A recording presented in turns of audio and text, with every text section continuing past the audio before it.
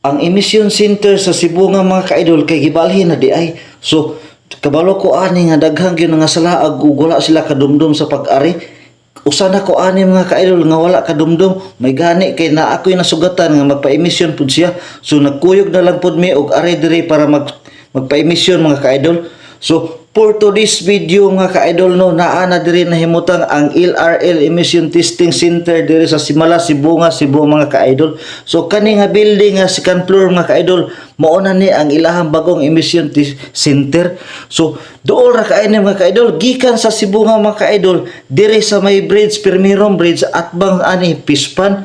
So kung gikan ka sa Argao, naa sa ikaduhang bridge mga ka-idol, sayon ra kay tultulon ug makita ra gid ang building nga second floor. So ari na direta magpa-emission. So ako ning gituyo og video mga ka-idol para makahibalo ang tanan nga katong magpa-renew pa lang sa ilahang mga sakyanan or mga motor mga ka-idol. Kay kabalo jud ko nga wala pa ni kabalo ang tanan ani nga gibalhin na ilang emission para dili ayaw na gyud mo og adto sa Cebu nga mga ka-idol dito sa may likuon kung mag-renew mo kay gibalhin na diri sa Simala, Cebu mga ka-idol no.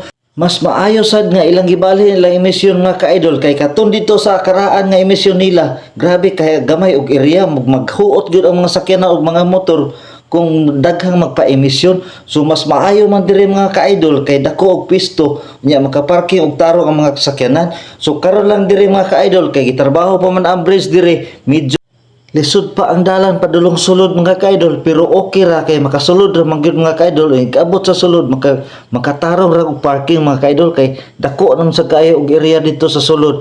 Pero kung mahuman na ni ang 4 lanes nga karsada mga ka-idol, nindot og maayo na kay pagka-parking og pagsulod sa mga sakyanan ani mga ka-idol no. So usbo na ko mga ka-idol no. So sa kadtong nagplano nga magpa-renew mga ka-idol og mag-renewhay pa lang sa ilahang mga sakyanan og motor, ayaw na gyud mo dito sa Cebu nga mga ka-idol.